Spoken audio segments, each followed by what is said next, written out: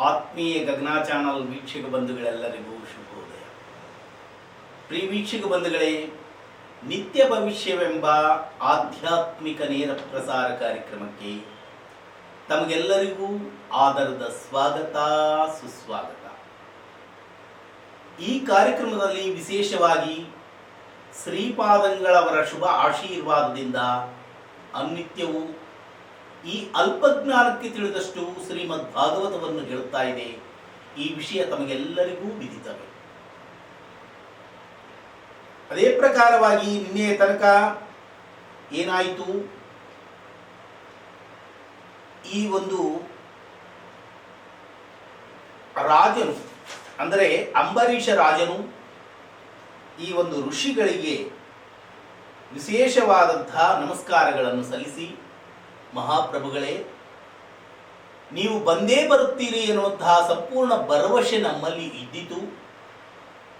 ನಿಮ್ಮ ಪ್ರಯುಕ್ತ 1 ವರ್ಷಗಳ ಕಾಲ ನಾವು ಉಪವಾಸವನ್ನು ಮಾಡಿ ಧನ್ಯರಾದೆವು. ಇದೆಲ್ಲ ನಿಮ್ಮಿಂದಲೇ ಆದಂತಹ ವಿಷಯ ಎಂದು ಅವರ ಪಾದಕ್ಕೆ ನಮಸ್ಕಾರವನ್ನು ಸಲ್ಲಿಸಿದರು. ಆಗ ಆ ಮಹರ್ಷಿಗಳು, ಅಪ್ಪ, ನೀನು ನಮಸ್ಕಾರವನ್ನು ಸಲ್ಲಿಸುವುದೇ ಇರಲಿ, ಪ್ರಪ್ರಥಮವಾಗಿ ಆ ಸುದರ್ಶನ ಚಕ್ರವು ನನ್ನನ್ನು ದಹಿಸಿ ಬಿಡುತ್ತದೆ, ಅದನ್ನು ತಣ್ಣಗೆ ಮಾಡುವಂತೆ ಮಾಡು ಎಂದು ಬೇಡಿಕೊಂಡರು. ಆಗ ಈ ಅಂಬರೀಷರು ವಿಶೇಷವಾಗಿ ಶ್ರೀಮನ್ನಾರಾಯಣನ ಕುರಿತು ನಮಸ್ಕಾರವನ್ನು ಸಲ್ಲಿಸಿ, ಮಹಾಪ್ರಭು ಸ್ವಾಮಿ, ಆ ಆಯುಧಕ್ಕೆ ಹೇಳಿ ಆದಷ್ಟು ಶಾಂತಭರಿತವಾಗುವಂತೆ ಮಾಡಿರಿ ಎಂದು ಹೇಳುತ್ತಾ, ಹಾಗೂ ಆ ಸುದರ್ಶನ ಚಕ್ರಕ್ಕೆ ಕೂಡ ಪ್ರದಕ್ಷಿಣೆಯನ್ನು ಹಾಕಿ ನಮಸ್ಕಾರವನ್ನು ಸಲ್ಲಿಸಿ, ಸ್ವಾಮಿ ಶಾಂತಭರಿತರಾಗಿ ಎಂದೊಡನೆ ಅದು ಶಾಂತಭರಿತವಾಗಿ ಮಾಯವಾಯಿತು. ಇದರ ಪರಮಾರ್ಥ, ಒಂದು ಭಕ್ತನಿಗೆ ಭಗವಂತ ಯಾವ ವಿಧವಾದಂತಹ ಸಂರಕ್ಷಣೆ ಕೊಡುತ್ತಾನೆ ಎನ್ನುವುದಕ್ಕೆ ಇದೇ ಉದಾಹರಣೆ. ಅದೇ ಪ್ರಕಾರವಾಗಿ ನಿನ್ನೆ ಒಂದು ಘಟನೆಯು ನಡೆಯಿತು. ಹೇಳಲು ಕೂಡ ಸಂಭ್ರಮದಿಂದ ನಾನು ಹೇಳಲು ಇಚ್ಛಿಸುವೆ. ನಿನ್ನೆ 3 ಗಂಟೆಯ ಸಮಯದಲ್ಲಿ ಒಬ್ಬರು ಅತಿ ಭಕ್ತಿ ಪರವಶರಾಗಿ ಹನುಮಂತ ದೇವರ ಪೂಜೆಗಾಗಿ ಪ್ರತಿ ಶನಿವಾರವೂ ಬರುತ್ತಾ ಇದ್ದರು. ಆ ಮಗುವು ತನ್ನ ಶಕ್ತಿಯಾನುಸಾರವಾಗಿ ಪುಷ್ಪಗಳನ್ನು, ಬಿಲ್ವಪತ್ರಿಯನ್ನು ಹಾಗೂ ವಿಶೇಷವಾದಂತಹ ಪುಷ್ಪಗಳನ್ನು ತಂದು ಭಕ್ತಿ ಪರವಶರಾಗಿ ಅರ್ಪಿಸಿ ಹೋಗುತ್ತಾ ಇದ್ದಳು. ಅಂತಹ ಮಗುವಿಗೆ ನಿನ್ನೆ ಮಧ್ಯಾಹ್ನ 3 ಗಂಟೆ ಸಮಯದಲ್ಲಿ ಇದ್ದಕ್ಕಿದ್ದ ಹಾಗೆ ಪ್ರಜ್ಞೆ ತಪ್ಪಿ ಬಿದ್ದು ಅವರ ತಾಯಿಯು ತುಂಬಾ ರೋಧಿಸುತ್ತಾ ದೂರವಾಣಿ ಕರೆಯನ್ನು ಮಾಡಿದಾಗ, ಅಮ್ಮ, ಗುರುಗಳಿದ್ದಾರೆ, ನೀವು ಯಾವುದಕ್ಕೂ ಹೆದರಬೇಡಿ ಎನ್ನುವಂತಹ ಮಾಹಿತಿಯನ್ನು ಹೇಳಿತು. ಆದರೆ ಅವರು ಇದೇ ಹೊಸಪೇಟೆಯಲ್ಲಿ ಇರತಕ್ಕಂತಹ 100 ಹಾಸಿಗೆಯ ಆಸ್ಪತ್ರೆಯಲ್ಲಿ ಅಡ್ಮಿಟ್ ಅನ್ನು ಮಾಡಿದ್ದರು. ಪುನಃ ಅಲ್ಲಿಂದನೂ ಕೂಡ ಕರೆಯನ್ನು ಮಾಡಿದರು. ಗುರುಗಳೇ, ನಮಗೆ ಆಗುತ್ತಾ ಇಲ್ಲ, ತುಂಬಾ ಇವಳು ಏನು ಮಾತನಾಡುತ್ತಾ ಇಲ್ಲ ಎಂದೊಡನೆ ಗುರುಗಳ ನಾಮಸ್ಮರಣೆಯನ್ನು ಮಾಡಿ ಅವರಿಗೆ ಆದಂತಹ ಒಂದು ಪಾದರಕ್ಷೆಗಳನ್ನು ಮನೆಯಲ್ಲಿ ಇಟ್ಟು ಆ ಗುರುಗಳನ್ನು ಅಂತರಂಗದಲ್ಲೇ ನೆಲೆಸಿಕೊಂಡಿರುವಂತಹ ನಾನು ಆ ಗುರುಗಳ ಮಂತ್ರಾಕ್ಷತೆಯನ್ನು ತೆಗೆದುಕೊಂಡು ಹೋಗಿ ಆ ಮಗುವಿನ ತಲೆಯ ಮೇಲೆ ಹಾಕಿ ಮಾತನಾಡಿಸಿದಾಗ, ನನಗೆ ಏನೂ ಕಾಣುತ್ತಾ ಇಲ್ಲ ಗುರುಗಳೇ, ಏನು ಕಾಣುತ್ತಾ ಇಲ್ಲ, ಹೇಗಾದರೂ ಮಾಡಿ ನನ್ನ ಪ್ರಾಣವನ್ನು ಉಳಿಸಬೇಕು ಉಳಿಸಬೇಕು ಉಳಿಸಬೇಕು ಎಂದು ಬಾಯಿ ತೆಗೆದು ಮಾತನಾಡಿದರು. ಅಷ್ಟರಲ್ಲಿ ವೈದ್ಯರು ಹೇಳಿದರಂತೆ, ಇಲ್ಲ, ಬಳ್ಳಾರಿಗೆ ಕರೆದುಕೊಂಡು ಹೋಗಿ ಎಂದು. ಸರಿ ಎಂದು ಬಳ್ಳಾರಿಗೆ ಹೋಗುವ ಹಾಗಿದ್ದರೆ ಹೋಗಿ, ಇವಳಿಗೆ ಏನೂ ಆಗುವುದಿಲ್ಲ, ಗುರುಗಳ ಹನುಮಂತ ದೇವರ ಆಶೀರ್ವಾದ ಸಂಪೂರ್ಣವಾಗಿ ಇದೆ ಎನ್ನುವಂತ ವಾಕ್ಕನ್ನೇ ಗುರುಗಳು ನುಡಿಸಿದ್ದರು. ಬಳ್ಳಾರಿಗೆ ಹೋದ ಮೇಲೆ ಕೂಡ ಹೇಳಲು ಶಕ್ಯವಿಲ್ಲ, ಬದುಕುತ್ತಾಳೋ ಇಲ್ಲವೋ ಎನ್ನುವಂತಹ ಗ್ಯಾರಂಟಿ ನಾವು ಕೊಡಲಾರೆವು ಎನ್ನುವಂತಹ ಮಾಹಿತಿಯನ್ನು ಕೂಡ ಹೇಳಿದ್ದರಂತೆ. ಆದರೆ ಅಲ್ಲಿಂದ ದೂರವಾಣಿ ಕರೆಯನ್ನು ಆ ಮಗುವಿನ ತಾಯಿಯು ತುಂಬಾ ರೋಧಿಸುತ್ತಾ ದೂರವಾಣಿ ಕರೆಯನ್ನು ಮಾಡಿದಾಗ, ಅಮ್ಮ, ಅವಳಿಗೆ ಏನೂ ಆಗುವುದಿಲ್ಲ, ಗುರುಗಳಿದ್ದಾರೆ, ಭಗವಂತನಿದ್ದಾನೆ, ಏನೂ ಆಗುವುದಿಲ್ಲ ಎನ್ನುವಂತ ವಚನವನ್ನೇ ನುಡಿಸಿದ್ದರು ಗುರುಗಳು. ಅದೇ ಗುರುಗಳು ಅಲ್ಲೇ ನಿಂತು ಅವಳನ್ನು ಸಂರಕ್ಷಣೆ ಮಾಡಿದ್ದಾರೆ ಎಂದು ಹರ್ಷದಾಯಕವಾಗಿ ಹೇಳಲು ಕೂಡ ಆನಂದದಿಂದ ಈ ಮಾತನ್ನು ಹೊರಚಿಮ್ಮುತ್ತಾ ಇರುವೆ. ಇದೇ ಪ್ರಕಾರವಾಗಿ ಆ ಗುರುಗಳ ಮತ್ತು ಹನುಮಂತ ದೇವರ ಸಂಪೂರ್ಣ ಆಶೀರ್ವಾದ ಆ ಮಗುವಿನ ಮೇಲೆ ಇದ್ದು 100 ವರ್ಷ ಸುರಕ್ಷಿತವಾಗಿ ಆನಂದ ರೀತಿಯಿಂದ ಆರೋಗ್ಯ ರೀತಿಯಿಂದ ಆ ಮಗು ಬಾಳಲಿ ಎಂದು ನಾನು ವಿಶೇಷವಾಗಿ ಆ ಗುರುಗಳ ಪಾದಾರವಿಂದಗಳಲ್ಲಿ ಅನೇಕ ತರಹದಿಂದ ನಮಸ್ಕಾರವನ್ನು ಸಲ್ಲಿಸುತ್ತಾ ಪ್ರಾಧೇಯ ಪಡುವೆ.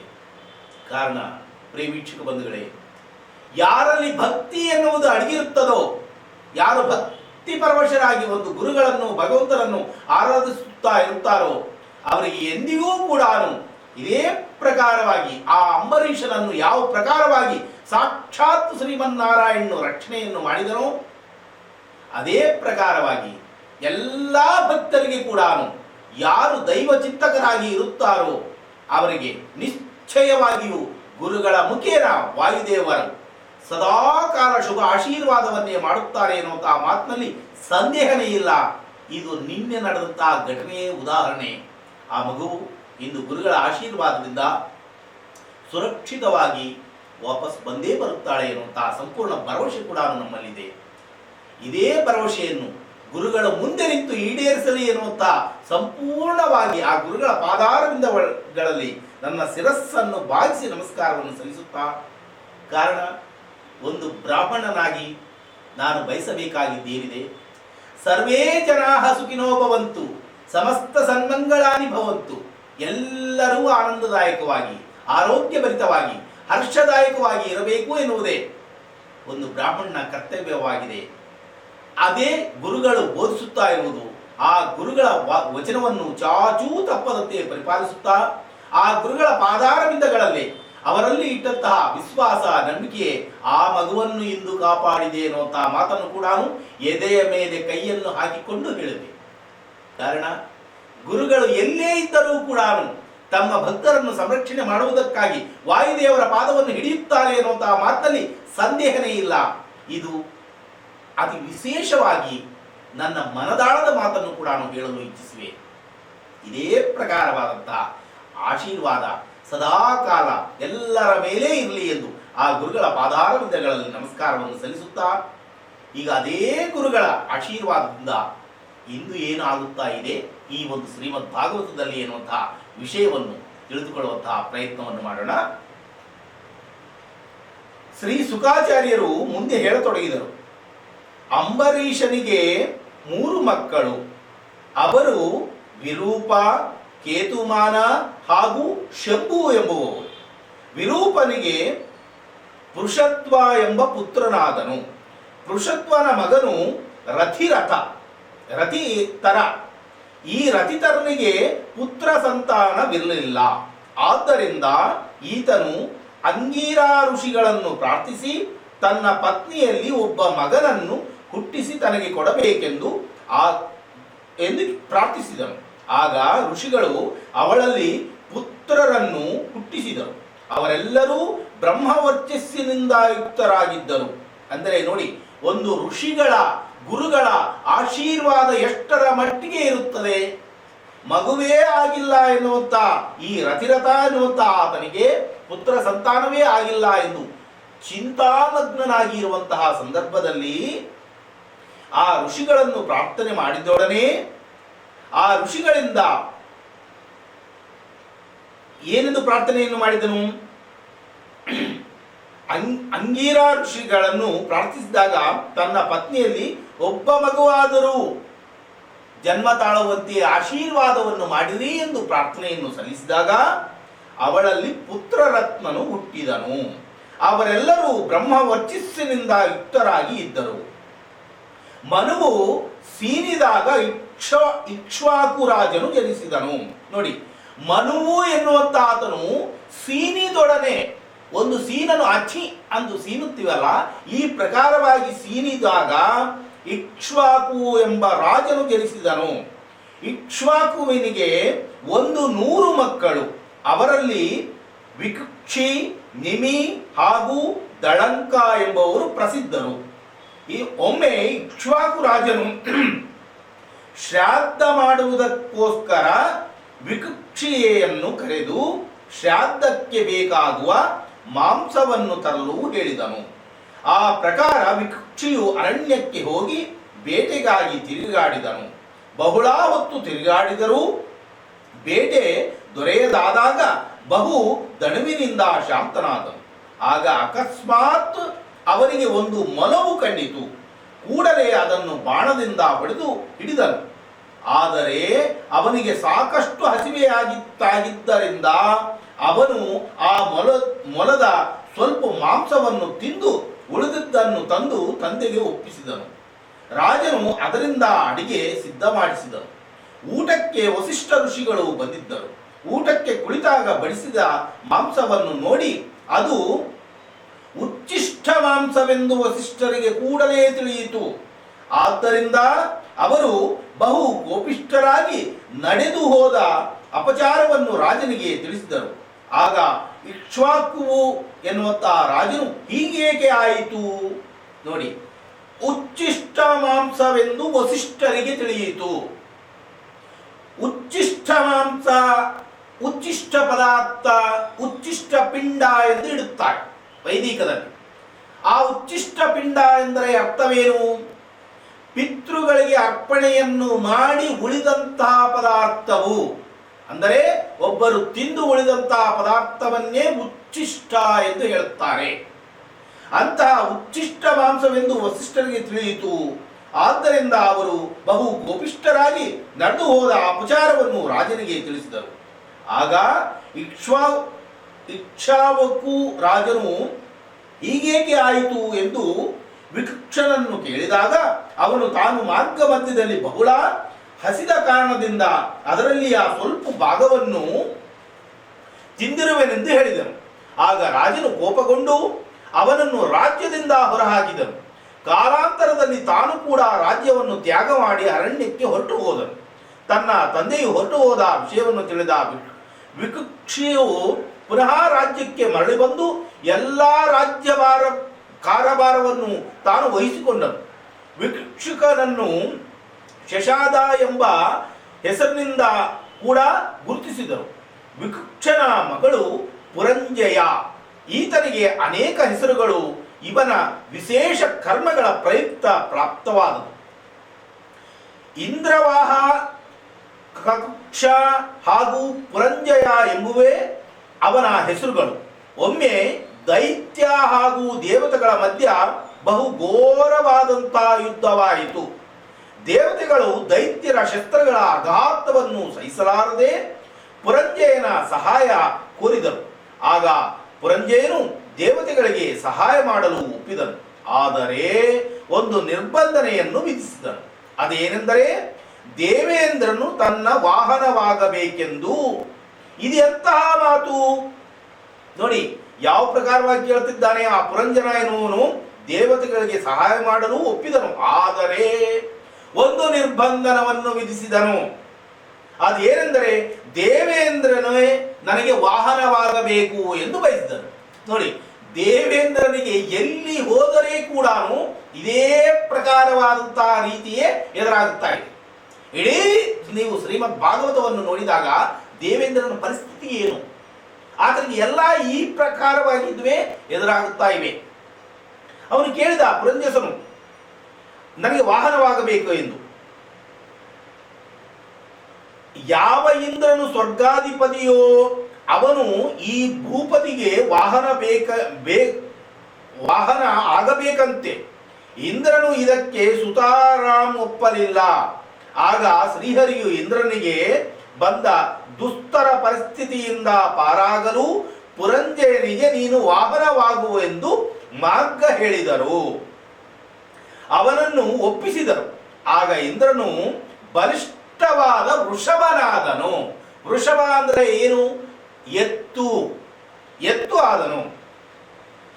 ಪುರಂಜಯನು ಆ ಬಲಿಷ್ಠವಾದ ಎತ್ತಿನ ಬೆನ್ನನ್ನೇರಿಕೊಂಡು ತನ್ನ ದಿವ್ಯ ಧನುಷ್ಯ ಮಧ್ಯದಿಂದ ಸೆರಸಂಧಾನವನ್ನು ಮಾಡಿದಾಗ ದೈತ್ಯರು ಕಂಗಾಲಾಗಿ ಶೀಘ್ರವೇ ತಮ್ಮ ಅಪಜಯವನ್ನು ಒಪ್ಪಿಕೊಂಡು ತಮ್ಮ ಸ್ಥಾನಕ್ಕೆ ಹೊರಟು ಹೋದರು. ಪುರಂಜಯನು ಆ ವೃಷಭದ ಇಣಿಯನ್ನು ಏರಿದನೆಂದು ಅವನು ಕಕುತ್ಸ ಎಂದು ಪ್ರಸಿದ್ಧನಾದನು. ಮತ್ತು ಇಂದ್ರನು ಅವನ ವಾಹನನಾದನೆಂದು ಇಂದ್ರವಾಹ ಎಂದು ಕೂಡ ಹೆಸರಿಸಿಕೊಂಡನು. ಇಂತು ದೈತ್ಯರನ್ನು ಸದೆಬಡಿದು ದೇವತೆಗಳಿಗೆ ಜಯಿಸುವಂತೆ ಮಾಡಿದನು. ಇನ್ನು ವಂಶಾವಳಿಯನ್ನು ಕೇಳು. ಕುಕುತ್ಸನ ಮಗ ಅನೇನ, ಇವನ ಮಗು ಪೃಥು, ಪೃಥುವಿನ ಮಗು ವಿಶ್ವಗಂಧಿ, ಇವನ ಮಗು ಚಂದ್ರ, ಚಂದ್ರನ ಮಗ ಯುವನಾಶ್ವ, ಇವನ ಮಗ ಶ್ರಾವಸ್ತ, ಇವನ ಮಗ ಬೃಹದಾಶ್ವ, ಇವನ ಮಗ ಕುವರಾಶ್ವ, ಇವನ ಮಗನು ದುಂದು ಎಂಬ ದೈತ್ಯನನ್ನು ಕೊಂದ ಪ್ರಯುಕ್ತ ದುಂದುಮಾನ ಎಂಬ ಹೆಸರನ್ನು ಪಡೆದನು. ದುಂದುಮಾನನ ಮಗ ದುಂದು ದೈತ್ಯನ ಮುಖದಿಂದ ಹೊರಟ ಅಗ್ನಿಯಲ್ಲಿ ಸುಟ್ಟು ಹೋದನು. ದುಂದುಮಾನನ ಉಳಿದ ಪುತ್ರರೆಂದರೆ ದೃಢಾಶ್ವ, ಕಪಿಲಾಶ್ವ ಹಾಗೂ ಭದ್ರಾಶ್ವ ಎಂಬುವವರು. ದೃಢಾಶ್ವನಿಂದ ಹರ್ಯಸ್ತ ಎಂಬ ಪುತ್ರನು ಜನಿಸಿದನು. ಇವನ ಪುತ್ರನು ನಿಕುಂಬನು, ಇವನ ಪುತ್ರನು ಬಹುಲಾಶ್ವನು, ಇವನ ಮಗನು ಕೃಷಾಶ್ವನು, ಕೃಷಾಶ್ವನ ಮಗ ಸೇನಜಿತನು, ಇವನ ಮಗ ಯುವನಾಶ್ವನು, ಯುವನಾಶ್ವನ ನಿಷ್ಪುತ್ರಕನಾದ್ದರಿಂದ ರಾಜ್ಯತ್ಯಾಗ ಮಾಡಿ ಹೊರಟು ಹೋದನು. ಈತನಿಗೆ 100 ಹೆಂಡಂದಿರಿದ್ದರು. ಅರಣ್ಯಕ್ಕೆ ಎಲ್ಲಾ ಪತ್ನಿಯರು ಯುವನಾಶ್ವನ ಜೊತೆಗೆ ಹೊರಟು ಹೋದರು. ಪುತ್ರ ಪ್ರಾಪ್ತಿಗಾಗಿ ಋಷಿಗಳಿಂದ ಅವನು ಅಜ್ಞಾಪ್ತವಾಗಿ ಯಜ್ಞ ಮಾಡಿದನು. ಯಜ್ಞವು ಕೊನೆಯ ಹಂತಕ್ಕೆ ತಲುಪಿದ ದಿನ ಒಂದು ಪಾತ್ರೆಯಲ್ಲಿ ಪುರೋಹಿತರು ನೀರನ್ನು ತುಂಬಿ ಅಭಿಮಂತ್ರಿಸಿ ಯಜ್ಞ ಸ್ಥಳದಲ್ಲಿ ಇರಿಸಿದರು. ಅದನ್ನು ಮರುದಿನ ರಾಜನ ಕೈಯಿಂದ ರಾಣಿಗೆ ಕೊಡಿಸುವರಿದ್ದರು. ಅಂದು ರಾತ್ರಿ ಎಲ್ಲರೂ ಮಲಗಿದಾಗ ಯುವನಾಶ್ವನಿಗೆ ವಿಚಿತ್ರ ಬಾಯಾರಿಕೆಯಾಯಿತು. ಎಚ್ಚೆತ್ತು ನೋಡಿದಾಗ ಎಲ್ಲರೂ ಗಾಢವಾಗಿ ಮಲಗಿದ್ದರು. ಆದ್ದರಿಂದ ಅವನು ನೀರಿಗಾಗಿ ಹುಡುಕಾಡತೊಡಗಿದನು. ಅತ್ಯಂತ ತೃಷಾರ್ಥನಾದ ಅವನಿಗೆ ಆ ಅಭಿಮಂತ್ರಿಸಿದ ನೀರಿನ ಪಾತ್ರೆ ದೊರೆಯಿತು. ಹಿಂದೆ ಮುಂದೆ ವಿಚಾರ ಮಾಡದೆ ಎತ್ತಿ ಘಟಘಟನೆ ಕುಡಿದು ಬಿಟ್ಟನು ಮತ್ತು ಮಲಗಿಬಿಟ್ಟನು. ಮರನೇ ದಿನ ಪುರೋಹಿತರು ಯಜ್ಞ ಪ್ರಾರಂಭಕ್ಕೆ ಮುಂಚಿತವಾಗಿ ಅಲ್ಲಿ ತಾವು ಅಭಿಮಂತ್ರಿಸಿ ಇಟ್ಟ ನೀರು ಇದೆಯೇ ಎಂದು ನೋಡಿದಾಗ ನೀರಿನ ಪಾತ್ರೆಯು ರಿಕ್ತವಾದದ್ದನ್ನು ನೋಡಿ ಗಾಬರಿಯಾಗಿ ನೀರನ್ನು ಯಾರು ಕುಡಿದರು ಎಂದು ವಿಚಾರಿಸಿದಾಗ ರಾಜನು ತಾನು ಅತೀವ ಬಾಯಾರಿಕೆಯಿಂದ ಪೀಡಿತನಾದ ಪ್ರಯುಕ್ತ ಕುಡಿದೆ ಎಂದು ಒಪ್ಪಿದನು. ಆಗ ಋಷಿಗಳು ಪರಮಾತ್ಮನಿಗೆ ನಮಸ್ಕಾರ ಮಾಡಿ ರಾಜನಿಗೆ, ರಾಜನೇ, ನೀನು ನಿನಗೆ ದೈವ ಬಲವೇ ಬಲವು ಎಂದಾಗ ರಾಜನು ಹೀಗೇಕೆ ಎನ್ನುವಿರಿ? ಯಾತಕ ಸ್ವಾಮಿ ಈ ಪ್ರಕಾರವಾಗಿ ಮಾತನಾಡುತ್ತಾ ಇದ್ದೀರಿ ಎಂದು ಕೇಳಿದರು. ಪುರೋಹಿತರು ಅಭಿಮಂತ್ರಿಸಿದ ನೀರನ್ನು ನಿನ್ನ ರಾಣಿಗೆ ಕೊಡಬೇಕೆಂದು ಮಾಡಿದ್ದೆವು. ಅಂತಹ ನೀರನ್ನು ನೀನೇ ಕುಡಿದ ಪ್ರಯುಕ್ತ ಆಗುವ ಪರಿಣಾಮವನ್ನು ಕಾಲವೇ ನಿರ್ಣಯಿಸಬೇಕಾಗಿದೆ ಎಂದು ಹೇಳಿದರು. ಅವರ ಮಾತಿಗೆ ಸರಿಯಾಗಿ ಕಾಲಾಂತರದಲ್ಲಿ ಯುವನಾಶ್ವನು ಗರ್ಭಧರಿಸಿದನು. ಕೆಲ ದಿನಗಳಾದ ತರುವಾಯ ಒಂದು ಗಂಡು ಕೂಸು ಕಿಬ್ಬೊಟ್ಟೆಯ ಬಲ ಭಾಗವನ್ನು ಛೇದಿಸಿ ಹೊರಗೆ ಬಂದಿತು. ಆ ಮಗು ಹಸಿವೆಯಿಂದ ಅಳತೊಡಗಿದಾಗ ಎಲ್ಲರಿಗೆ ಚಿಂತೆಯುಂಟಾಯಿತು. ಈ ಕೂಸು ಯಾರ ಸ್ತನಪಾನವನ್ನು ಮಾಡುವುದು ಎನ್ನುತ್ತಿರುವಾಗ ಇಂದ್ರನು ಕೆಳಗೆ ಇಳಿದು ಬಂದು ತನ್ನ ತೋರ್ಬೆರಳನ್ನು ಆ ಕೂಸಿನ ಬಾಯಿಯಲ್ಲಿ ಇಟ್ಟನು. ಅಳಬೇಡ ಮಗು, ನನ್ನನ್ನು ಕುರಿತು ಕುಡಿಯಲಿಕ್ಕೆ ಬಾ ಎಂದನು. ಇಂದ್ರನು ಈ ರೀತಿಯಿಂದ ಹೇಳಿದ ಪ್ರಯುಕ್ತ ಆ ಕೂಸಿಗೆ ಮಾಂದಾತ ಎಂಬ ಹೆಸರು ಪ್ರಾಪ್ತವಾಯಿತು. ಈ ಪ್ರಸಂಗದ ನಂತರ ಯುವನಾಶ್ವರು ಬ್ರಾಹ್ಮಣರಿಂದ ತತ್ವೋಪದೇಶವನ್ನು ಪಡೆದು ತಪಸ್ಸನ್ನು ಮಾಡಿ ಯೋಗ್ಯ ಗತಿಯನ್ನು ಹೊಂದಿದರು. ನಂತರ ಮಾಂದಾತನು ರಾಜ್ಯಕ್ಕೆ ಬಂದನು. ಯೋಗ್ಯ ರೀತಿಯಲ್ಲಿ ರಾಜ್ಯವನ್ನು ಆಳತೊಡಗಿದನು. ಬಿಂದುಮತಿ ಎಂಬುವಳನ್ನು ವಿವಾಹವಾದ ಮಾಂದಾತನಿಗೆ ಪುರುಕುತ್ಸ, ಅಂಬರೀಷ ಹಾಗೂ ಮುಚುಕುಂದ ಎಂಬ ಪುತ್ರರು, ಆಮೇಲೆ 50 ಪುತ್ರಿಯರಾದರು. ಮಾಂಧಾತ ರಾಜನ ಪರಾಕ್ರಮಕ್ಕೆ ಲಂಕಾಧಿಪತಿಯಾದ ರಾವಣನು ಕೂಡ ಅಂಜುತ್ತಾ ಇದ್ದನು. ಮಾಂಧಾತನು ರಾಜ್ಯವಾಳುವಾಗ ಸೌಭರಿ ಎಂಬ ಋಷಿಗಳು ಇದ್ದರು. ಅವರು ಯೋಗಿಗಳು ಹಾಗೂ ಶ್ರೀಹರಿಯ ಪಾದಗಳಲ್ಲಿ ವಿಶೇಷ ಭಕ್ತಿಯನ್ನು ಹೊಂದಿದವರಾಗಿದ್ದರು. ಅವರು ಒಮ್ಮೆ ಯಮುನಾ ನದಿಯಲ್ಲಿ ಮುಳುಗಿ ಶ್ರೀಹರಿಯ ಧ್ಯಾನದಲ್ಲಿ ತಲ್ಲೀನರಾದಾಗ ಅಕಸ್ಮಾತ್ತು ಕಣ್ಣು ತೆರೆದಾಗ ಎದುರಿನಲ್ಲಿ 2 ಮೀನುಗಳು ಮೈಥುನದ ಆಟವನ್ನು ನೋಡಿದರು. ಆ ದೃಶ್ಯದ ವೀಕ್ಷಣೆಯಿಂದ ಅವರಿಗೆ ಅನಂಗನ ಸ್ಮರಣೆಯಾಗತೊಡಗಿತು. ಅವನ ಹೂಬಾಣಗಳ ತಾಡಾನೆಯಾಗಿ ಅವರ ಹೃದಯ ತಲ್ಲಣಿಸಿತು. ಅವರು ಶೀಘ್ರವೇ ನದಿಯಿಂದ ಹೊರಗೆ ಬಂದು ಮಾಂಧಾತನಲ್ಲಿಗೆ ಹೋಗಿ, ರಾಜನ್, ನನಗೆ ಲಗ್ನವಾಗಬೇಕೆಂದು ಆಸೆ. ನಿನಗೆ 50 ಹೆಣ್ಣು ಮಕ್ಕಳು ಇರುವವರು. ಅವರಲ್ಲಿ ಒಬ್ಬಳನ್ನು ನನಗೆ ಕೊಟ್ಟು ವಿವಾಹ ಮಾಡು ಎಂದು ಕೇಳಿದರು. ಋಷಿಗಳ ಮಾತುಗಳನ್ನು ಕೇಳಿದ ರಾಜನಿಗೆ ಚಿಂತೆಯುಂಟಾಯಿತು. ಈ ಅಸ್ತವ್ಯಸ್ತ ರೂಪದ ಋಷಿಗಳಿಗೆ ನನ್ನ ಯಾವ ರಾಜಕುಮಾರಿಯನ್ನು ವಿವಾಹವಾಗಲು ಒಪ್ಪಬಹುದು? ಅದು ಹೇಗೆ ಸಾಧ್ಯ? ಇನ್ನು ಇವರಿಗೆ ಇಲ್ಲ ಎಂದು ಶಾಪವನ್ನು ನಿಶ್ಚಿತವಾಗಿ ಕೊಡುವವರು. ಇವರಿಗೆ ಏನಾದರೂ ಇಲ್ಲ ಎಂದರೆ ಋಷಿಗಳು ಶಾಪವನ್ನು ಕೊಟ್ಟೇ ಕೊಡುತ್ತಾರೆ ಎನ್ನುವಂತಹ ಭಯ ಕೂಡ ಕಾಡುತ್ತಾ ಇದೆ ಎಂದು ರಾಜನು ವಿಚಾರ ಮಾಡಿ ಸಂದಿಗ್ಧ ಪರಿಸ್ಥಿತಿಯಿಂದ ಪಾರಾಗಲು ಯೋಚಿಸಿದರು. ಕೊನೆಗೆ ಋಷಿಗಳೇ, ತಾವು ಮಹನೀಯರು, ನೋಡಿ, ನನ್ನ ಪುತ್ರಿಯರೆಲ್ಲ ಈಗ ವಿವಾಹ ಯೋಗ್ಯ ವಯಸ್ಸಿನವರು ಇರುವವರು. ಅವರಲ್ಲಿ ಯಾವಳು ನಿಮ್ಮೊಡನೆ ವಿವಾಹವಾಗಲು ಒಪ್ಪಿ ಸಿದ್ಧಳಾಗುವಳೋ ಅವಳೊಡನೆ ನಿಮ್ಮ ಕಲ್ಯಾಣೋತ್ಸವವನ್ನು ಜರುಗಿಸುವವನು ಎಂದರು. ಆಗ ಋಷಿಗಳು ರಾಜನ ಮಾನದಿಂಗಿತವನ್ನು ಅರಿತವರಾಗಿ ಸರಿ ಎಂದಷ್ಟೇ ಅಂದು ಅಲ್ಲಿಂದ ಹೊರಟರು. ತಮ್ಮ ಯೋಗ ಸಾಮರ್ಥ್ಯದಿಂದ ಋಷಿಗಳು ಅಸ್ತವ್ಯಸ್ತವಾಗಿ ಕಾಣುವ ತಮ್ಮ ಶರೀರವನ್ನು ಸುಂದರ ಬಲಿಷ್ಠ ರೂಪದ ತರುಣನ ಶರೀರವನ್ನಾಗಿ ಮಾರ್ಪಾಟು ಮಾಡಿಕೊಂಡು ನಸುನಗುತ್ತಾ 50 ಕನ್ಯೆಗಳ ಅರಮನೆಯನ್ನು ಪ್ರವೇಶಿಸಿದರು. ಇವರ ರೂಪ ಹಾಗೂ ಯೌವನವನ್ನು ನೋಡಿ ಆ ರಾಜಕುಮಾರಿಯರೆಲ್ಲರೂ ಇವರಲ್ಲಿ ಅನುರಾಗ ಹೊಂದಿದವರಾಗಿ ಹಾಗೂ ಇವರೇ ನನ್ನ ಪತಿಯಾಗಬೇಕು ಎಂದು ವಿಚಾರ ಮಾಡಿ ಅವರನ್ನು ಸ್ವಾಗತಿಸಿ ಸತ್ಕರಿಸಿ ತಮ್ಮವರನ್ನಾಗಿ ಮಾಡಿಕೊಳ್ಳಲು ನಾ ಮುಂದೆ ನೀ ಹಿಂದೆ ಎಂದು ಬಂದರು.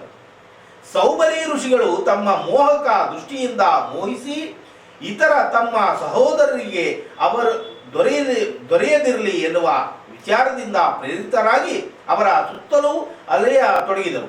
ಈ ರೀತಿ ಎಲ್ಲ ಕನ್ಯೆಯರು ಅವರೊಡನೆ ಸಲಿಗೆ ಬೆಳೆಸಿದ ಪ್ರಯುಕ್ತ ಅವರಲ್ಲಿ ಪರಸ್ಪರ ಜಗಳ ಪ್ರಾರಂಭವಾಯಿತು. ಶ್ರೀಮಾತ್ಸರ್ಯವು ಅವರಲ್ಲಿ ಮೂಡಿ ಅವರು ನನ್ನ ಪತಿ ಎಂದು ಎಲ್ಲರೂ ಪ್ರಕಟಿಸತೊಡಗಿದರು. ಆಗ ಅವರೆಲ್ಲರನ್ನು ಮುಂದೆ ಕರೆದು, ಋಷಿಗಳು, ಏಕೆ ಜಗಳಾಡುವಿರಿ? ಜಗಳವನ್ನು ಮಾಡಬೇಡ್ರಿ. ನಿಮ್ಮೆಲ್ಲರನ್ನೂ ವಿವಾಹವಾಗುವೆನು. 50 ಜನರನ್ನು ಈ ಋಷಿಗಳು ಮದುವೆ ಆಗುವೆನು ಎಂದು ಹೇಳಿದಾಗ, ಅಷ್ಟಾದರೂ ಆಗಲಿ ಎಂದು ಎಲ್ಲರೂ ಸಂತೋಷ ಹೊಂದಿದರು. ಈ ಪ್ರಕಾರ ರಾಜನಿಗೆ ತಿಳಿಸಿದ ಮೇಲೆ ರಾಜನು ಸೌಬರಿ ಋಷಿಗಳ ಸುಂದರ ಕಾಯವನ್ನು ನೋಡಿ ಆನಂದಿತನಾಗಿ ಅವರ ಯೋಗ ಸಾಮರ್ಥ್ಯವನ್ನು ಸ್ಮರಿಸಿಕೊಂಡು ಅವರೊಡನೆ ತನ್ನ 50 ಪುತ್ರಿಯರ ವಿವಾಹವನ್ನು ಮಾಡಲು ಒಪ್ಪಿಗೆ ನೀಡಿ ಆ ಪ್ರಕಾರ ಸಂತೋಷದಿಂದ ಕಾರ್ಯವೆಸಗಿದನು. ನೋಡಿ, ಯಾವ ಪ್ರಕಾರವಾಗಿ ಲೀಲೆಯು ಇರುತ್ತದೆ ಎಂದು ಹೇಳಲು ಕೂಡ ಶಕ್ಯವಿಲ್ಲ.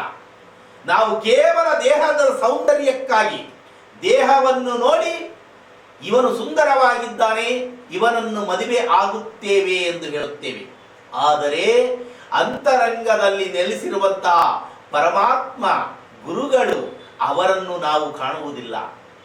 ಕೇವಲ ಬಾಹ್ಯಾಕಾರವಾಗಿ ಕಾಣುವಂತಹ ಆ ಒಂದು ಶರೀರವನ್ನು ಅಶಾಶ್ವತವಾದಂತಹ ಈ ಶರೀರಕ್ಕಾಗಿ ಪರದಾಡುತ್ತೇವೆ. ಆದರೆ ಆ ಋಷಿಗಳು ಏನು ಮಾಡಿದರು? ಓಹೋ, ಈ ರಾಜನಿಗೆ ನನ್ನ ಈ ದೇಹದ ಸೌಂದರ್ಯಕ್ಕಾಗಿ ಈತ ಪರಿತಪಿಸುತ್ತಾ ಇದ್ದಾನೆ, ಹೀಗಾಗಿ ತನ್ನ ಮಕ್ಕಳನ್ನು ಕೊಡಲು ಸಿದ್ಧನಾಗಿಲ್ಲ ಎಂದು ತಮ್ಮ ತಪೋಬಲದಿಂದ ಯೌವನಾವಸ್ಥೆಯಲ್ಲಿ ಉತ್ತಮವಾದಂತಹ ದೇಹವನ್ನು ಹೊಂದಿ ಆ ಅರಮನೆಯನ್ನು ಪ್ರವೇಶ ಮಾಡಿದಾಗ 50 ಜನ ಮಕ್ಕಳು ಕೂಡ ನಾನು ಮದುವೆ ಆಗುತ್ತೇನೆ ಎಂದು ಮುಂದೆ ಬಂದರು. ಅಂದರೆ ಇದರ ಪರಮಾರ್ಥ ಪ್ರಿಯ ವೀಕ್ಷಕ ಬಂಧುಗಳೇ, ಅಶಾಶ್ವತವಾದಂತಹ ಈ ದೇಹಕ್ಕಾಗಿ ಪರದಾಡದೆ, ನಿಜವಾಗಿಯೂ ಅಶಾಶ್ವತ ಈ ದೇಹ, ಇದು ನಮ್ಮದಲ್ಲ. ಈ ದೇಹ ಎಂದಿಗೂ ನಮ್ಮದಲ್ಲ, ಅಶಾಶ್ವತ ಭಗವಂತನದು. ಹೀಗಾಗಿ ಈ ದೇಹಕ್ಕಾಗಿ ಪರಿತಪಿಸುವುದನ್ನು ಬಿಟ್ಟು ಆದಷ್ಟು ಎಲ್ಲರೂ ಕೂಡ ದೈವಚಿಂತಕರಾಗೋಣ ಎಂದು ಹೇಳುತ್ತಾ, ಇಂತಹ ಕಥೆಗಳನ್ನು ಹೇಳುತ್ತಾ ಶಕ್ತಿ ಸಾಮರ್ಥ್ಯವನ್ನು ಕೊಡುತ್ತಿರುವಂತಹ ಶ್ರೀಪಾದಂಗಳವರ ಪಾದಕ್ಕೆ ಪುನಃ ಪುನಃ ನಮಸ್ಕಾರವನ್ನು ಸಲ್ಲಿಸುತ್ತಾ, ಈಗ ಅದೇ ಗುರುಗಳ ನಾಮಸ್ಮರಣೆಯನ್ನು ಮಾಡಿ ಅವರ ಅನುಮತಿಯನ್ನು ಪಡೆದು ಅವರ ಆಜ್ಞಾನುಸಾರವಾಗಿ ಇಂದಿನ ದಿನದ ನಿತ್ಯ ಪಂಚಾಂಗ ಪಠನೆ ಹಾಗೂ ದ್ವಾದಶ ರಾಶಿಗಳ ನಿತ್ಯ ಭವಿಷ್ಯವನ್ನು ಹೇಳುವ ಮುನ್ನ ಗುರುಗಳ ನಾಮಸ್ಮರಣೆ. ಓಂ ಶ್ರೀ ಶ್ರೀ ಶ್ರೀ ಸತ್ಯಾತ್ಮತೀರ್ಥ ಶ್ರೀ ಗುರುಭ್ಯೋ ನಮೋ ನಮಃ. ವಾಕ್ಸಿದ್ಧಿಂ ದೇಹಿ ಮೇಂ, ವಾಕ್ಸಿದ್ಧಿಂ ದೇಹಿ ಮೇಂ, ವಾಕ್ಸಿದ್ಧಿಂ ದೇಹಿ ಮೇಂ. ಪ್ರಿಯ ವೀಕ್ಷಕ ಬಂಧುಗಳೇ, ಇಂದಿನ ಪಂಚಾಂಗ ಈ ಪ್ರಕಾರವಾಗಿ ಇದೆ. ಶ್ರೀ ಪ್ಲವನಾಮ ಸಂವತ್ಸರ, ದಕ್ಷಿಣಾಯನ, ವರ್ಷ ಋತುವು ಭಾದ್ರಪದ ಮಾಸ, ಶುಕ್ಲ ಪಕ್ಷ, ಮಂಗಳವಾರ, ಅಷ್ಟಮಿ ತಿಥಿ, ಜ್ಯೇಷ್ಠ ನಕ್ಷತ್ರ ಸ್ವಲ್ಪ ಸಮಯ ತನಕ ಇರುತ್ತದೆ. ನಂತರ ಮೂಲಾ ನಕ್ಷತ್ರ ಆರಂಭವಾಗುತ್ತದೆ. ಪ್ರೀತಿ ನಾಮ ಯೋಗ, ಭವನಾಮಕರಣ. ಈ ಶುಭ ದಿನ ಸಕಲ ವೀಕ್ಷಕ ಬಂಧುಗಳಿಗೂ ಹಾಗೂ ಸರ್ವಜನಾಂಗಕ್ಕೂ ಭಗವಂತ ಉನ್ನತವಾದಂತಹ ದಿನವನ್ನಾಗಿ ಪರಿವರ್ತನೆ ಮಾಡಿ, ಆರೋಗ್ಯಭರಿತವಾದಂತಹ ದಿನವನ್ನಾಗಿ ಪರಿವರ್ತನೆ ಮಾಡಿ, ಸಂಪದ್ಭರಿತವಾದಂತಹ ದಿನವನ್ನಾಗಿ ಪರಿವರ್ತನೆ ಮಾಡಿ, ಎಲ್ಲರನ್ನೂ ಸುಭಿಕ್ಷ ರೀತಿಯಿಂದ ಕಾಪಾಡಲಿ ಎಂದು ಮನಪೂರ್ವಕ ಗುರುಗಳ ಮುಖೇನ ವಾಯುದೇವರ ಪಾದಚರಣ ಕಮಲಗಳಲ್ಲಿ ವಿಶೇಷವಾದಂತಹ ಪ್ರಾರ್ಥನೆಯನ್ನು ಸಲ್ಲಿಸುತ್ತಾ, ಹಾಗೂ ಇಂದಿನ ದಿನ ಹುಟ್ಟುಹಬ್ಬವನ್ನು ಆಚರಿಸಿಕೊಳ್ಳತಕ್ಕಂತಹ ಪ್ರತಿಯೊಬ್ಬರಿಗೂ ಭಗವಂತ ಆನಂದ, ಆಯುರಾರೋಗ್ಯ, ಅಷ್ಟೈಶ್ವರ್ಯಾಭಿವೃದ್ಧಿಯನ್ನು ಕಲ್ಪಿಸಿಕೊಡುವುದು ಅಲ್ಲದೆ ಉತ್ತಮವಾದಂತಹ ಸದ್ಗುಣವನ್ನು ಪ್ರಸಾದಿಸಿ ಹಾಗೂ ಉತ್ತಮವಾದಂತಹ ವಿದ್ಯಾಬುದ್ಧಿಯನ್ನು ಪ್ರಸಾದಿಸಿ ಇನ್ನೂ 100 ವರ್ಷ ಇಂತಹ ಸಂಭ್ರಮಾಚರಣೆಗಳನ್ನು ಮಾಡಿಕೊಳ್ಳುವಂತಹ ಯೋಗ್ಯತೆ ಮತ್ತು ಶಕ್ತಿ ಅವರಿಗೆ ಪ್ರಸಾದಿಸಲಿ ಎಂದು ಮನಪೂರ್ವಕ ಗುರುಗಳ ಮುಖೇನ ವಾಯುದೇವರ ಪಾದಚರಣ ಕಮಲಗಳಲ್ಲಿ ವಿಶೇಷವಾದಂತಹ ಪ್ರಾರ್ಥನೆಯನ್ನು ಸಲ್ಲಿಸುತ್ತಾ, ಹಾಗೂ ಇಂದಿನ ದಿನ ಮದುವೆಯ ವಾರ್ಷಿಕೋತ್ಸವವನ್ನು ಮಾಡಿಕೊಳ್ಳತಕ್ಕಂತಹ ಪ್ರತಿ ದಂಪತಿಗಳಿಗೆ ಪ್ರಪ್ರಥಮವಾಗಿ ಆ ಮಾತಿಗೆ ಭಗವಂತ ದೀರ್ಘ ಸುಮಂಗಳೀ ಭವ ಎನ್ನುವಂತಹ ಶುಭ ಆಶೀರ್ವಾದವನ್ನು ಮಾಡಿ ಆ ದಂಪತಿಗಳಿಗೆ ಬೇಕಾದಂತಹ ಎಲ್ಲ ವಿಧವಾದ ಸೌಕರ್ಯ ಸವಲತ್ತುಗಳನ್ನು ಒದಗಿಸಿಕೊಡುವುದು ಅಲ್ಲದೆ ಉತ್ತಮವಾದಂತಹ ಆರೋಗ್ಯ ಭಾಗ್ಯವನ್ನು ಪ್ರಸಾದಿಸಿ ಮಕ್ಕಳು ಮೊಮ್ಮಕ್ಕಳ ಜೊತೆಯಲ್ಲಿ ಇನ್ನೂ 100 ವರ್ಷ ಇಂತಹ ಸಂಭ್ರಮಾಚರಣೆಗಳನ್ನು ಮಾಡಿಕೊಳ್ಳುವಂತಹ ಯೋಗ್ಯತೆ ಮತ್ತು ಶಕ್ತಿ ಅವರಿಗೆ ಪ್ರಸಾದಿಸಲಿ ಎಂದು ಮನಪೂರ್ವಕ ಗುರುಗಳ ಮುಖೇನ ವಾಯುದೇವರ ಪಾದಚರಣ ಕಮಲಗಳಲ್ಲಿ ವಿಶೇಷವಾದಂತಹ ಪ್ರಾರ್ಥನೆಯನ್ನು ಸಲ್ಲಿಸುತ್ತಾ, ಈಗ ಶ್ರೀಪಾದಂಗಳವರ ಶುಭ ಆಶೀರ್ವಾದದೊಂದಿಗೆ ಈ ದ್ವಾದಶ ರಾಶಿಗಳ ನಿತ್ಯ ಭವಿಷ್ಯವನ್ನು ಹೇಳುವಂತಹ ಒಂದು ಅಲ್ಪ ಪ್ರಯತ್ನಕ್ಕೆ ಪಾತ್ರರಾಗೋಣ. ಮೊದಲಿಗೆ ಮೇಷರಾಶಿ. ಮೇಷರಾಶಿಯವರಿಗೆ ಇಂದು ಅಷ್ಟು ಶುಭದಾಯಕವಾದಂತಹ ದಿನವಾಗಿ ಕಾಣ್ತಾ ಇಲ್ಲ. ಕಾರಣ, ಪ್ರತಿ ಕಾರ್ಯದಲ್ಲಿಯೂ ಕೂಡ ನಾನಾ ತರಹವಾದಂತಹ ವಿಘ್ನಗಳು ಮತ್ತು ನಾನಾ ತರಹವಾದಂತಹ ನಷ್ಟಕ್ಕೆ ಗುರಿಯಾಗುತ್ತೀರಿ. ಹಾಗೆಂದು ತಲೆಗೆ ಕೈಯನ್ನು ಇಟ್ಟುಕೊಂಡು ಕೂಡ ಬೇಡಿ. ಕಾರಣ, ಭಗವಂತನಿದ್ದಾನೆ, ಗುರುಗಳಿದ್ದಾರೆ. ಹೀಗಾಗಿ ನಾವೆಂದಿಗೂ ಚಿಂತೆ ಮಾಡಬೇಕಾದಂತಹ ಅವಶ್ಯಕತೆ ಇಲ್ಲ ಎಂದು ಗುರುಗಳ ಆದೇಶ ಏನು ಎಂದರೆ, ಲಕ್ಷ್ಮೀ ಸಮೇತಸ್ಯ ನೃಸಿಂಹಸ್ವಾಮಿಯ ಭಾವಚಿತ್ರವಾಗಿರಲಿ ಅಥವಾ ದೇವಸ್ಥಾನವೇ ಇದ್ದರೆ ದೇವಸ್ಥಾನಕ್ಕೆ ತೆರಳಿ ಭಕ್ತಿ ಪರವಶರಾಗಿ ನಮಸ್ಕಾರವನ್ನು ಸಲ್ಲಿಸಿ ಮುಂದಿನ ಕಾರ್ಯಕ್ಕೆ ಹೋಗಿದ್ದೇ ಆದರೆ ಸಾಕ್ಷಾತ್ ಸ್ವಾಮಿಯು ಗರ್ಜನೆಯನ್ನು ಮಾಡುತ್ತಾ ನಿಮ್ಮನ್ನು ಹಿಂಬಾಲಿಸಿ ಬರುತ್ತಾರೆ. ನಿಮಗೆ ಎಲ್ಲ ಜಾಗದಲ್ಲಿಯೂ ಕೂಡ ಜಯಬೇರಿಯನ್ನು ಸಾಧಿಸಿಕೊಡುತ್ತಾರೆ ಎನ್ನುವಂತಹ ಮಾತಲ್ಲಿ ಸಂದೇಹನೇ ಬೇಡ. ಇದು ಕೇವಲ ಮೇಷರಾಶಿಯವರಿಗೆ ವರ್ತನೆ ಆಗತಕ್ಕಂತಹ ಮಾತಲ್ಲ, ಎಲ್ಲಾ ದ್ವಾದಶ ರಾಶಿಯವರಿಗೂ ಇದೇ ಮಾತೆ ವರ್ತನೆ ಆಗುತ್ತದೆ. ಏನು ವೃಷಭ ರಾಶಿ. ಪ್ರಿಯ ವೃಷಭ ರಾಶಿ ವೀಕ್ಷಕ ಬಂಧುಗಳೇ, ಇಂದು ನಿಮಗೆ ಅಷ್ಟು ಶುಭದಾಯಕವಾದಂತಹ ದಿನವಾಗಿ ಕಾಣ್ತಾ ಇಲ್ಲ.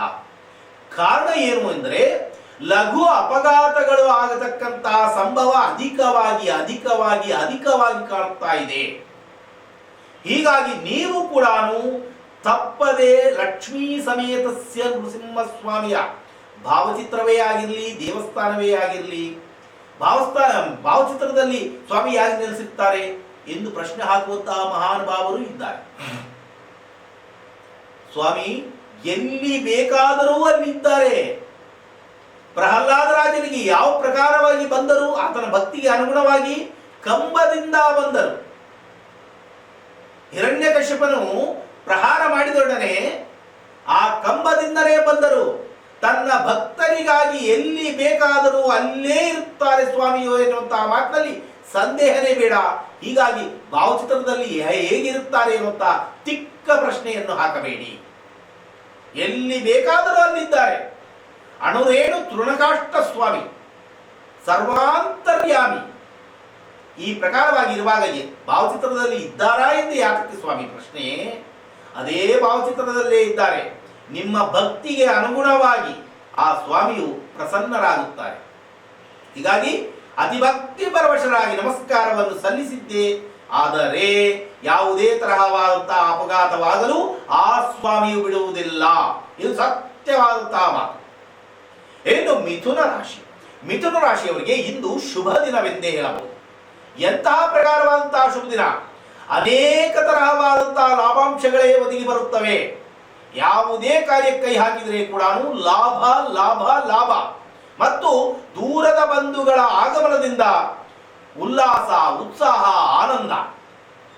ಹಣವಿದ್ದರೆ ಎಲ್ಲರೂ ಬರುತ್ತಾರೆ ಸ್ವಾಮಿ. ಹಣ ಇಲ್ಲ ಎಂದೊಡನೆ ಒಂಟೆ ಹಾಗೆ ಕತ್ತನ್ನು ಮೇಲಕ್ಕೆ ಎತ್ತುವರು. ಇದುವೇ ಜೀವನ. ಹೀಗಾಗಿ ಕೇವಲ ಹಣ ಬಂದಿದೆ ಎಂದು ಸಂತೋಷ ಪಡಬೇಡಿ. ಆದಷ್ಟು ದಾನ ಧರ್ಮಾದಿಗಳನ್ನು ಮಾಡಿ. ದಾನ ಧರ್ಮಾದಿಗಳನ್ನು ಮಾಡಿದಾಗ ಭಗವಂತನ ಕೃಪೆಗೆ ನಾವು ಪಾತ್ರರಾಗುತ್ತೇವೆ. ಬಂದಿದ್ದೆಲ್ಲ ನನಗೆ ಇರಲಿ ಎನ್ನುವಂತಹ ಭಾವನೆ ಎಂದಿಗೂ ಬೇಡ, ಯಾರಲ್ಲಿಯೂ ಬೇಡ. ಭಗವಂತ ಕೊಟ್ಟಂತಹ ಪದಾರ್ಥವನ್ನು ಭಗವಂತನಿಗೆ ಕೊಡುತ್ತಾ ಇದ್ದೇನೆ ಎಂದು ನಾವು ಯಾರಿಗೆ ದಾನವನ್ನಾಗಿ ಕೊಡುತ್ತೀವೋ ಅವರಲ್ಲೇ ಭಗವಂತನನ್ನು ಕಂಡು ದಾನವನ್ನು ಮಾಡಿದರೆ ಮತ್ತಷ್ಟು ಭಗವಂತ ಕೊಡಲು ಸಿದ್ಧನಾಗಿರುತ್ತಾನೆ ಎನ್ನುವಂತಹ ಮಾತಿನಲ್ಲಿ ಸಂದೇಹನೇ ಬೇಡ. ಒಟ್ಟಾರೆ ಇಂದು ಪವಿತ್ರವಾದಂತಹ ದಿನ ಶುಭವಾಗಲಿ ಎಂದು ನಾವು ಹಾರೈಸುತ್ತೇವೆ. ಏನು ಕರ್ಕಾಟಕ ರಾಶಿ, ಕರ್ಕಾಟಕ ರಾಶಿಯವರಿಗೆ ಇಂದು ಅಷ್ಟು ಶುಭದಾಯಕವಾದಂತಹ ದಿನವಾಗಿ ಕಾಣ್ತಾ ಇಲ್ಲ. ಕಾರಣ ಏನು ಎಂದರೆ ಪ್ರತಿ ಕಾರ್ಯದಲ್ಲಿಯೂ ಕೂಡ ನಾನಾ ತರಹವಾದಂತಹ ಅಡ್ಡಿ ಆತಂಕಗಳೇ ಎದುರಾಗುತ್ತವೆ ಮತ್ತು ಪ್ರತಿ ಕಾರ್ಯದಲ್ಲಿಯೂ ಕೂಡ ನಷ್ಟಕ್ಕೆ ಗುರಿಯಾಗುತ್ತೀರಿ. ಏನೇ ಮಾಡಲು ಹೋದರೆ ಕೂಡ ನಷ್ಟಕ್ಕೆ ಗುರಿಯಾಗುತ್ತೀರಿ. ಇದರ ಪ್ರಯುಕ್ತ ನೀವು ಕೂಡ ಲಕ್ಷ್ಮೀ ಸಮೇತಸ್ಯ ನಾರಸಿಂಹ ಸ್ವಾಮಿಯ ಭಾವಚಿತ್ರದ ಮುಂದೆ ನಿಂತು ಭಕ್ತಿ ಪರವಶರಾಗಿ, ಭಾವಚಿತ್ರ ಭಾವಚಿತ್ರ ಎನ್ನುವಂತಹ ಪದವನ್ನೇ ಯಾತಕ್ಕೆ ಬಳಸುತ್ತಾ ಇದ್ದೀನಿ ಎಂದರೆ ಅನೇಕ ಸ್ಥಳಗಳಲ್ಲಿ ಈ ಒಂದು ಲಕ್ಷ್ಮೀ ಸಮೇತಸ್ಯ ನರಸಿಂಹಸ್ವಾಮಿಯ ದೇವಸ್ಥಾನವು ಇರುವುದಿಲ್ಲ. ಹೀಗಾಗಿ ಹೇಳುತ್ತಾ ಇದೆ, ದೇವಸ್ಥಾನ ಇದ್ದರೆ ಶ್ರದ್ಧಾಭಕ್ತಿಯಿಂದ ಹೋಗಿ ನಮಸ್ಕಾರವನ್ನು ಸಲ್ಲಿಸಿ ಬನ್ನಿ. ಆ ಸ್ವಾಮಿಯ ಶುಭ ಅನುಗ್ರಹ ಸಂಪೂರ್ಣವಾಗಿ ದೊರೆಯುತ್ತದೆ ಎನ್ನುವಂತಹ ಮಾತಿನಲ್ಲಿ ಸಂದೇಹನೇ ಇಲ್ಲ. ಆದರೆ ದೇವಸ್ಥಾನ ಇಲ್ಲ, ಕೇವಲ ಭಾವಚಿತ್ರಕ್ಕೆ ನಾವು ನಮಸ್ಕಾರವನ್ನು ಸಲ್ಲಿಸಿದರೆ ಅಷ್ಟೇ ಪ್ರತಿಫಲ ದೊರೆಯುತ್ತಾ ಎನ್ನುವಂತಹ ಆತಂಕ ಕೂಡ ಕಾಣಬಹುದು. ಅದಕ್ಕಾಗಿ ನಾನು ಹೇಳ್ತಾ ಇರುವೆ, ಆ ಭಾವಚಿತ್ರದಲ್ಲೇ ಸಾಕ್ಷಾತ್ ಸ್ವಾಮಿ ಇದ್ದಾರೆ ಎನ್ನುವಂತಹ ಭಾವನೆ ನಮ್ಮಲ್ಲಿ ಬರಬೇಕು. ಆ ಭಾವನೆ ಇದ್ದಾಗ ನಿಶ್ಚಯವಾಗಿಯೂ ಬಂದು ಆ ಭಾವಚಿತ್ರದಲ್ಲಿ ಸ್ವಾಮಿ ನೆಲೆಸುತ್ತಾರೆ ಎನ್ನುವಂತಹ ಮಾತಿನಲ್ಲಿ ಕೂಡ ಸಂದೇಹನೇ ಬೇಡ. ಇನ್ನು ಸಿಂಹರಾಶಿ, ಸಿಂಹರಾಶಿಯವರಿಗೆ ಇಂದು ಶುಭ ದಿನವೆಂದೇ ಹೇಳಬಹುದು. ಎಂತಹ ಪ್ರಕಾರವಾದಂತಹ ಶುಭ ದಿನ ಎಂದರೆ ತಾವು ಪ್ರತ್ಯಕ್ಷವಾಗಿ ಪರೋಕ್ಷವಾಗಿ ಕೇಳತಕ್ಕಂತಹ ಪ್ರತಿ ವಾರ್ತೆಗಳು ಶುಭ ವಾರ್ತೆಗಳೇ ಮತ್ತು ತಾವು ಪಾಲ್ಗೊಳ್ಳುವಂತಹ ಪ್ರತಿ ಕಾರ್ಯದಲ್ಲಿಯೂ ಕೂಡ ಶುಭ ಕಾರ್ಯಗಳಲ್ಲಿ ಪಾಲ್ಗೊಳ್ಳುತ್ತೀರಿ, ಶುಭ ವಾರ್ತೆಗಳನ್ನೇ ಕೇಳುತ್ತೀರಿ. ಇಂತಹ ಪ್ರಕಾರವಾದಂತೆ ಶುಭವೇ ತಮ್ಮ ಜೀವಿತ ಪರ್ಯಂತರವು ಶುಭವಾಗಲಿ ಎಂದು ನಾವು ಹಾರೈಸುತ್ತೇವೆ. ಭಗವಂತನ ಗುರುಗಳ ಶುಭ ಆಶೀರ್ವಾದ ಸದಾಕಾಲ ಇರಲಿ ಎಂದು ಕೂಡ ನಾವು ಪ್ರಾರ್ಥನೆಯನ್ನು ಸಲ್ಲಿಸುತ್ತೇವೆ. ಶುಭವಾಗಲಿ. ಏನು ಕನ್ಯಾ ರಾಶಿ, ಕನ್ಯಾ ರಾಶಿಯವರಿಗೆ ಇಂದು ಅಷ್ಟು ಶುಭದಾಯಕವಾದಂತಹ ದಿನವಾಗಿ ಕಾಣ್ತಾ ಇಲ್ಲ. ಕಾರಣ, ಪ್ರಿಯ ಕನ್ಯಾ ರಾಶಿಯವರೇ, ನಾಲ್ಕಾರು ಜನಗಳ ಮಧ್ಯದಲ್ಲಿ ಮಾತನಾಡುವಂತಹ ಸಂದರ್ಭದಲ್ಲಿ ಬಹು ಎಚ್ಚರಿಕೆಯಿಂದ ಮಾತನಾಡಿ. ಕಾರಣ, ಮಾನಹಾನಿ ಆಗತಕ್ಕಂತಹ ಒಂದು ಅಶುಭಕರವಾದಂತಹ ದಿನ. ನೋಡಿ, ಹಣವನ್ನು ಕಳೆದುಕೊಂಡರೆ ಹಣವನ್ನು ಗಳಿಸಬಹುದು, ಆದರೆ ಮಾನವನ್ನು ಕಳೆದುಕೊಂಡರೆ ಅದನ್ನು ಪುನಃ ಗಳಿಸಲು ಎಷ್ಟು ವರ್ಷಗಳು ಬೇಕಾಗುತ್ತದೋ ಅಥವಾ ಎಷ್ಟು ಜನ್ಮಗಳು ಬೇಕಾಗುತ್ತವೋ ಹೇಳಲು ಅಶಕ್ಯ. ಹೀಗಾಗಿ ಆದಷ್ಟು ಜಾಗರೂಕತೆಯಿಂದ ಮಾತನಾಡಿ. ಅಷ್ಟು ಜಾಗರೂಕತೆಯಿಂದ ಮಾತನಾಡಲು ನಮ್ಮಿಂದ ಸಾಧ್ಯವಿಲ್ಲ ಕಣ್ರಿ. ಹಾಗಾದ್ರೆ ಒಂದು ಕೆಲಸ ಮಾಡಿ, ಲಕ್ಷ್ಮೀ ಸಮೇತಸ್ಯ ನಾರಸಿಂಹಸ್ವಾಮಿಯ ಭಾವಚಿತ್ರ ಅಥವಾ ದೇವಸ್ಥಾನವಿದ್ದರೆ ತೆರಳಿ ಭಕ್ತಿ ಪರವಶರಾಗಿ ನಮಸ್ಕಾರವನ್ನು ಸಲ್ಲಿಸಿ.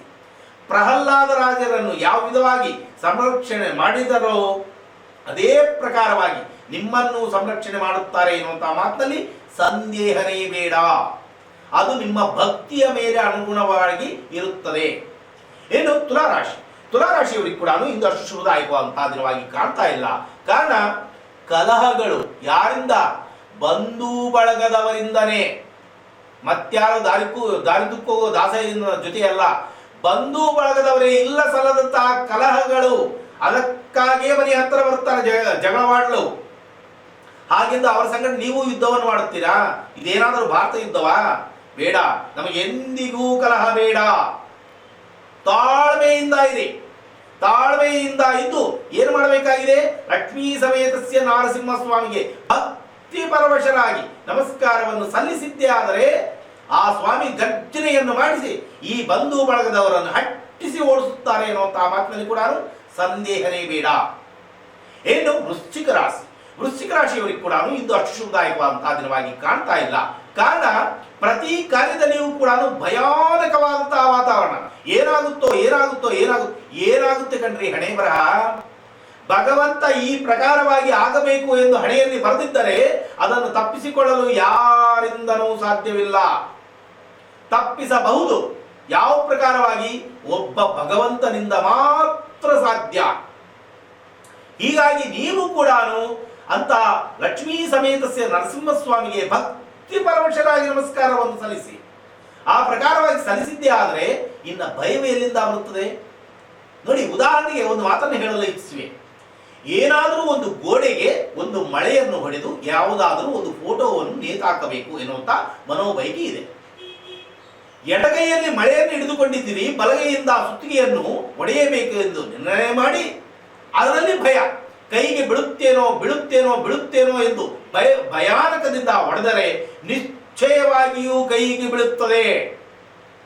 ಇದು ಸತ್ಯವಾದಂತಹ ಮಾತು. ಕಾರಣ ಆ ಭಯವೇ ನಿಮ್ಮನ್ನು ಕಾಡುತ್ತದೆ. ಅದನ್ನು ಹೊರತುಪಡಿಸಿ ನಾನು ಗುರುಗಳ ಗುಲಾಮನು, ಭಗವಂತನ ದಾಸನು, ನನ್ನ ಕೈಗೆ ಪೆಟ್ಟು ಬೀಳುವುದೇ ಎನ್ನುವಂತಹ ಮನೋಸ್ಥೈರ್ಯ ನಮ್ಮಲ್ಲಿ ಬರಬೇಕಾದರೆ ಪ್ರಪ್ರಥಮವಾಗಿ ಗುರುಗಳಿಗೆ ಗುಲಾಮರಾಗಿ, ಭಗವಂತನಿಗೆ ದಾಸರಾಗಿ ಆ ಪ್ರಕಾರವಾಗಿ ಇದ್ದರೆ ಅಂತಹ ಮನೋಧೈರ್ಯ ನಿಮ್ಮಲ್ಲಿ ಬರುತ್ತದೆ. ಆ ಪ್ರಕಾರವಾಗಿ ಬಂದಾಗ ನೇರವಾಗಿ ಹೋಗುತ್ತೆ. ಯಾವ ಕೈಗೂ ಬೀಳುವುದಿಲ್ಲ, ಕಾಲಿಗೂ ಬೀಳುವುದಿಲ್ಲ.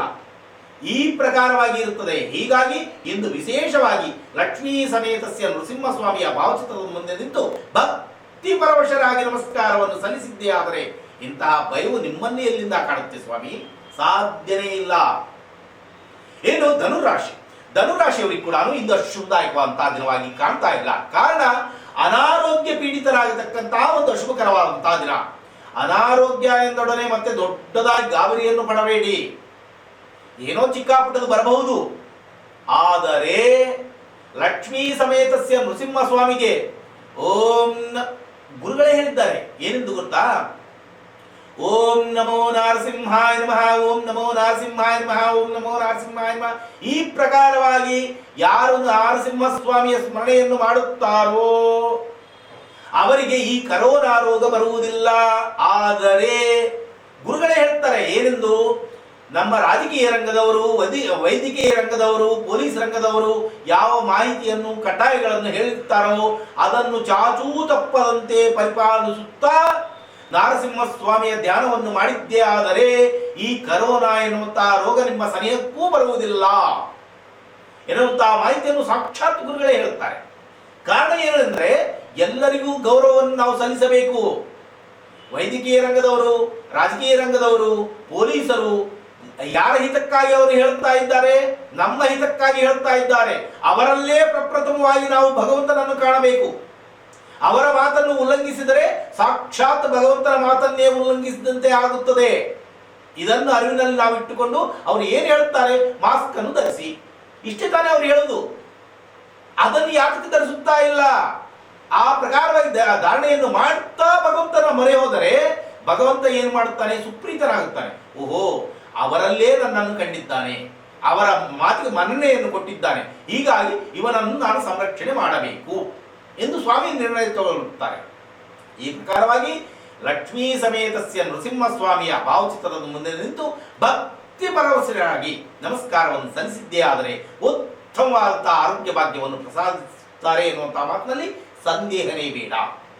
ಏನು ಮಕರ ರಾಶಿ, ಮಕರ ರಾಶಿಯವರಿಗೆ ಇಂದು ಶುಭ ದಿನವೆಂದು ಹೇಳಬಹುದು.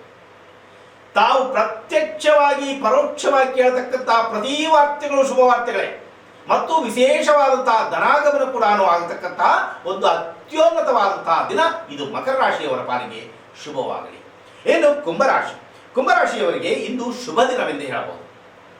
ನಿಮ್ಮ ಯೋಗ್ಯತಾನುಸಾರವಾಗಿ ಪ್ರತಿ ಕಾರ್ಯದಲ್ಲಿಯೂ ಕೂಡ ವಿಜಯವನ್ನು ಸಾಧಿಸಿ ವಿಜಯ ಪತಾಕೆಯನ್ನೇ ಹಾರಿಸುತ್ತಾ ನೆಮ್ಮದಿಯಿಂದ ಆನಂದದಿಂದ ಉಲ್ಲಾಸದಿಂದ ಇರತಕ್ಕಂತಹ ಅತ್ಯುನ್ನತವಾದಂತಹ ದಿನ ಇದು ಕುಂಭರಾಶಿಯವರ ಪಾಲಿಗೆ ಶುಭವಾಗಲಿ. ಇನ್ನು ಕೊನೆಯದಾದಂತಹ ರಾಶಿ ಮೀನರಾಶಿ. ಮೀನರಾಶಿಯವರಿಗೆ ಇಂದು ಅಷ್ಟು ಶುಭದಾಯಕವಾದಂತಹ ದಿನವಾಗಿ ಕಾಣ್ತಾ ಇಲ್ಲ. ಕಾರಣ ಏನು ಎಂದರೆ ಇಲ್ಲ ಸಲ್ಲದಂತಹ ಕಲಹಗಳು ಎದುರಾಗುತ್ತವೆ, ಜಗಳಗಳು. ಅವರ ಸಂಗಡ ನೀವು ಕಲಹವನ್ನು ಮಾಡುತ್ತೀರಾ? ಬೇಡ ಸ್ವಾಮಿ, ನಮಗೆ ಯಾತಕ್ಕೆ ಬೇಕಪ್ಪ ಕಲಹ? ಯಾರ ಸಂಗಡ ಜಗಳ ಬೇಡ. ಯಾರಾದರೂ ಜಗಳವಾಡಲು ಬಂದರ ಬೈಯುತ್ತೀರಾ? ಬೈರಿ ಬೈರಿ.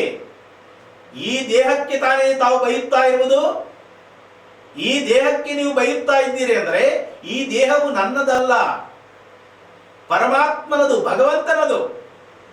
ಆ ಭಗವಂತನಿಗೆ ನೀವು ಬೈದಂತಹ ಬೈಗಳು ಅಲ್ಲಿ ತಲುಪುತ್ತವೆ. ಆಗ ಭಗವಂತ ಸುಮ್ಮನೆ ಇರಲು ಸಾಧ್ಯನೇ? ನಿಮಗೆ ಶಿಕ್ಷೆಯನ್ನು ಕೊಡುತ್ತಾನೆ. ಹೀಗಾಗಿ ಯಾರಾದರೂ ಬೈಯಲು ಬಂದಿದ್ದಾರೆ ಅಂದರೆ ನಿಮ್ಮ ಮನದ ಇಚ್ಛೆಯಂತೆ ಬೈದುಕೊಳ್ಳಿ. ಕಾರಣ ನಾನು ಏನೂ ತಪ್ಪು ಮಾಡಿಲ್ಲ. ನಾನು ಏನಾದರೂ ತಪ್ಪು ಮಾಡಿದ್ದರೆ ಅವು ನನಗೆ ಲೇಪನೆ ಆಗುತ್ತವೆ. ನಾನು ತಪ್ಪೇ ಮಾಡಿಲ್ಲ ಅಂದ ಮೇಲೆ ನಾನು ಯಾತಕ್ಕೆ ಹೆದರಬೇಕಾಗಿದೆ? ಕಾರಣ ಗುರುಗಳ ಗುಲಾಮನು, ಭಗವಂತನ ದಾಸನು. ಭಗವಂತನ ಆಧೀನದಲ್ಲಿ ಈ ನನ್ನ ದೇಹವಿದೆ, ನನ್ನದೇನಿದೆ? ನನ್ನದೇನೂ ಇಲ್ಲ ಎನ್ನುವಂತಹ ಭಾವನೆ ನಮ್ಮಲ್ಲಿ ಬರಬೇಕು.